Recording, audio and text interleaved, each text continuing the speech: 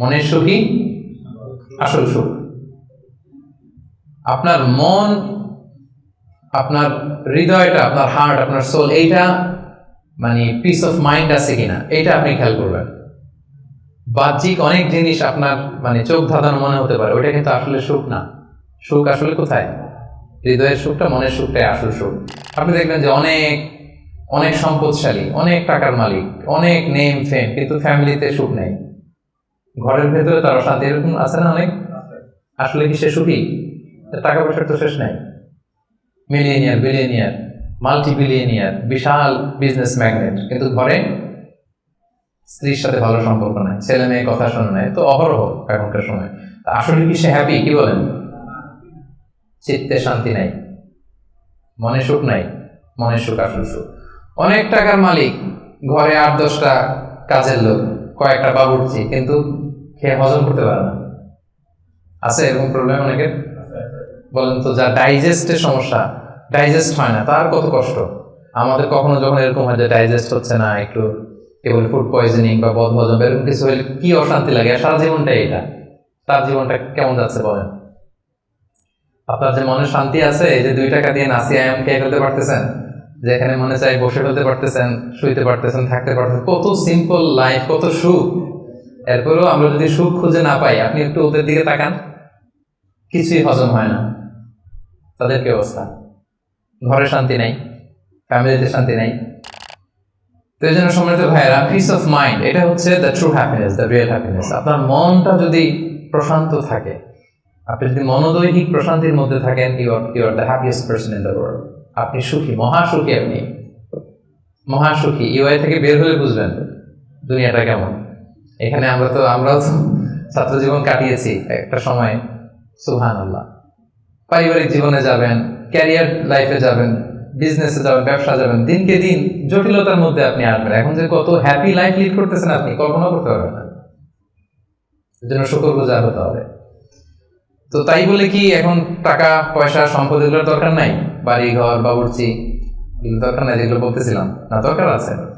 আমি বোঝাতে চাচ্ছি যে ওগুলোই আসল সুখের সন্ধান দেয় না। আসল সুখ কিসের সুখ? মনের সুখ। সবাই বলেন আসল সুখ মনের সুখ। পার্থিব জীবনের এই ব্যাপারগুলো যে লাগে, এটাও ইসলাম বলে। যেমন রাসূল সাল্লাল্লাহু আলাইহি ওয়াসাল্লাম একটা চমৎকার হাদিস, সহিহ হাদিস, এটা আমি একটু করে শেয়ার করি। রাসূল সাল্লাল্লাহু আলাইহি ওয়াসাল্লাম বলেছেন যে আরবাউ মিনাস সাআদা, 4টা হচ্ছে মানে সুখী হওয়ার মাধ্যম বা সৌভাগ্যশীল হওয়ার মাধ্যম। যার 4টা আছে সে সাঈদ, আর যার 4টা নাই সে শাকী। সাঈদ মানে কি? সুখী বা সৌভাগ্যশীল, আর শাকী মানে দুঃখী বা দুর্ভাগা। তো সুখী কারা বা সৌভাগ্যশীল কারা? রাসূল সাল্লাল্লাহু আলাইহি ওয়াসাল্লাম পার্থিব জিনিস যে লাগে, এটা যে ইসলাম ডিনাই করে না তার প্রমাণ রাসূল সাল্লাল্লাহু আলাইহি ওয়াসাল্লাম বলছেন যে আরবাউ মিনাস সাআদা, 4টা জিনিস মানুষের সুখ নিশ্চিত করে, সুখ এনে দেয় পার্থিব জগতে, দুনিয়াবি হাইসিয়াতে আর কি। 1 নম্বর হচ্ছে আল মারআতু সালিহা, নেককার স্ত্রী। এটা কিন্তু আপনার জীবনকে সুখময় করার একটা বড় মাধ্যম। 2 নম্বর হচ্ছে আল মাসকানুল ওয়াসিআ, প্রশস্ত বাসভবন। কি বলেন? খুব যদি চিপাচাপা হয়, এটা তো ওখানে চলাফেরা করে মজা হবে না, স্বাভাবিক। কিন্তু যদি একটা চমৎকার বাসভবন হয়, অনেক স্পেশাস, এটা আসলেই সুখ স্বাচ্ছন্দ্যের একটা ব্যাপার, মানে দুনিয়াবি দিক থেকে। 3 নম্বর হচ্ছে ওয়াল জারুস সালিহ, ভালো প্রতিবেশী, গুড নেইবার। কি বলেন? আরবিতে কি বলে? উতলুবুল জার ক্বাবলা দার, বাড়ি কেনার আগে আগে প্রতিবেশী দেখে নাও, আরবি ভাষায় একটা প্রবাদ। আর 4 নম্বর হচ্ছে ওয়াল মারকাবুল হানি, মানে হচ্ছে লিটারালি হচ্ছে সুইট রাইডিং, ভালো একটা আরোহণ। এটা বর্তমানে গাড়ি হতে পারে, একটা সুন্দর চমৎকার গাড়ি, ভালো ব্র্যান্ডের গাড়ি, মার্সিডিজ না হতে পারে। রাসূল সাল্লাল্লাহু আলাইহি ওয়াসাল্লাম টেস্টিফাই করছে, আপনার এটা নেগেটিভ নেওয়ার সুযোগ নাই। হ্যাঁ, এটা দুনিয়াবি দিক থেকে তো অবশ্যই একটা সুখের মাধ্যম, মার্সিডিজ ব্র্যান্ড হতে পারে। অথবা রাসূল সাল্লাল্লাহু আলাইহি ওয়াসাল্লামের সময় ছিল যে কোনো আরোহণ, ভালো ঘোড়া, তেজস্বী ঘোড়া, উট, হ্যাঁ এগুলো।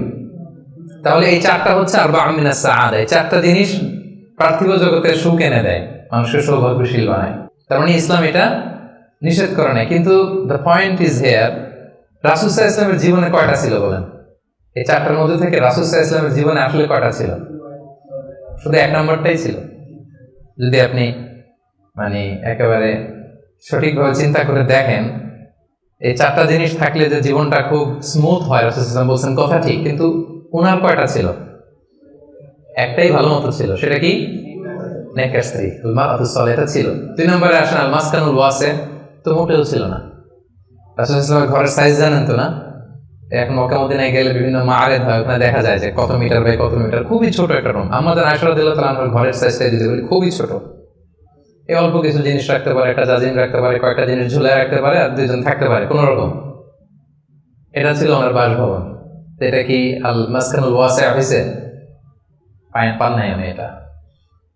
তারপর একটা আসেন ওয়াল জারুস সালেহ, ভালো প্রতিবেশী পাইছেন, কাছাকাছি ধরলে পাইছেন, পাশে ফাতেমার ঘর, স্ত্রীদের ঘর। কিন্তু আপনি যদি বিগার সেন্সে চিন্তা করেন, কারা থাকতো আশেপাশে? এদিকে তো না, আবু লাহাব তো মক্কার কথা, মদিনার কথাই যদি আমরা বলি, আপনার কারা থাকতো? মুনাফিকদের একটা দল তো থাকতোই, আর 3 দিকে জিউস, ইহুদিরা, বনু কাইনুকা, বনু নাদির, বনু কুরাইদা। এরা কি করছে রাসূল সাল্লাল্লাহু আলাইহি ওয়াসাল্লামের সাথে? মানে ট্রেচারির যত ধরন হতে পারে, বিট্রে করার যত ওয়ে হতে পারে, সবগুলো করেছে। একটা রাত শান্তিতে ঘুমাইতে পারে না এদের কারণে। এটা কবে পর্যন্ত? 5ম হিজরির আগ পর্যন্ত ঘুমাতে পারে না। বনু এই কুরাইজাকে যখন করলেন, এক্সাইল করলেন, তারপর থেকে অনেকটা এই জিউসদের ঝামেলা থেকে উনি মুক্ত হয়েছেন। তাহলে চিন্তা করেন, এটাও ছিল না। এরপর 4 নম্বরে যদি আসেন আল মারকাবাল হানি, ভালো যানবাহন বা ঘোড়া, এগুলো ছিল এভারেজ ধরতে পারেন, যেগুলো ছিল কসওয়া, আব্বা, যা ছিল এগুলো এভারেজ টাইপের। তার মানে রাসূল সাল্লাল্লাহু আলাইহি ওয়াসাল্লামের কিন্তু এগুলো ছিল না। এটা প্রমাণ করে যে এগুলো হইলে জীবন স্মুথ হয়, সুন্দর হয়, বাট এগুলোই সুখ শান্তি দেওয়ার আসল টুলস না। আসল সুখ বলেন না একটু সবাই, আসল সুখ মনের সুখ, এটা খেয়াল রাখতে হবে। এটা আমি কোথা থেকে নিয়েছি? এটা হাদিস থেকে নিয়েছি। এই যে রাসূল সাল্লাল্লাহু আলাইহি ওয়াসাল্লাম বলছে যে লাইসাল গিনা আন কাসরাতিল আরাম, অনেক সম্পদ থাকলে এটাই অন্তরের মজা, শান্তি, প্রাচুর্যতা না। ওয়ালাকিন্নাল গিনা গিনান নাফস, মূল সুখ হচ্ছে অন্তরের সুখ, মূল ধনাঢ্যতা হচ্ছে অন্তরের ধনাঢ্যতা। আপনার অন্তর হ্যাপি তো সব হ্যাপি। আপনি না খেয়ে, সামান্য খেয়ে, আপনি ছোট্ট ঘরের ভিতরে আপনি সুখ আর সুখ, এরকম ফ্যামিলি আছে না? আপনারা কি মনে করেন যে রিক্সাওয়ালার যে বস্তির ভেতরে কুড়ে ঘরে কোনো সুখ নাই? কথা বলেন, আছে না? আছে। এদেরকেও আল্লাহ সুখের সন্ধান দিয়েছেন। তো নট নেসেসারি যে আপনার টাকা পয়সা এগুলো হইলেই সুখ হবে না। আরেকটা হাদিস আমি ইবনে মাজাহ থেকে একটু শোনাই, খুব চমৎকার হাদিস। হাদিসটা সুনান ইবনে মাজাহ এসেছে, মান কানাতিদ দুনিয়া হাম্মাহু ফারাহাল্লাহু আলাইহি আমরাহু ওয়া জাআলা ফাকরাহু বাইনা আইনাই। লম্বা হাদিস, আমি অর্থটা বলি। হাদিসটা একটু খেয়াল করেন আমার সাথে। রাসূল সাল্লাল্লাহু আলাইহি ওয়াসাল্লাম বলেছেন, পার্থিব চিন্তা যাকে মোহগ্রস্ত করবে, মানে যে দুনিয়া নিয়ে পেরেশান, তার কি হবে দেখেন? তার কাজকর্মে আল্লাহ তাআলা অস্থিরতা ঢেলে দিবেন, সে অস্থির হবে। দারিদ্রতা হবে তার নিত্য সঙ্গী, এবং এই পার্থিব স্বার্থ সে ততটুকুই পাবে যতটুকু তার তাকদীরে লেখা আছে, এর বেশি পাবে? অস্থির যদি হন, আপনি পেরেশান হন, যত পেরেশান হন, আপনার তাকদীরে যা লেখা তার চেয়ে 1 ইঞ্চির বেশি পাওয়া যাবে নাকি? যাবে। আর যার উদ্দেশ্য হবে আখিরাত, আল্লাহ তার সবকিছু স্মুথ করে দিবেন। তার অন্তরকে আল্লাহ তাআলা ঐশ্বর্যমণ্ডিত করে দিবেন। এই যেটা বলতেছিলাম যে ফাইনাল গিনা গিনান নাফস, অন্তরের সুখ, হৃদয়ের সুখী আসল সুখ, অন্তরের সুখী আসল সুখ। এবং দুনিয়া স্বয়ং তার সামনে এসে হাজির হবে। তার চিন্তা হচ্ছে আখিরাত নিয়ে, দুনিয়া আপনাতে এসে ধরা দিবে। তো এই জন্য হৃদয়ের সুখটা, এটা যে আসল সুখ, এটা যেন আমরা ফিল করি, এটা এনশিওর করার ট্রাই করতে হবে। আপনি এইটা না করে অন্যদিকে যদি বেশি ছুটেন, আপনার অস্থিরতা কমবে না, এটা আপনাকে দুঃখী বানাবে, অসুখী বানাবে, অস্থির বানাবে, আপনার সুখ কেড়ে নেবে জীবন।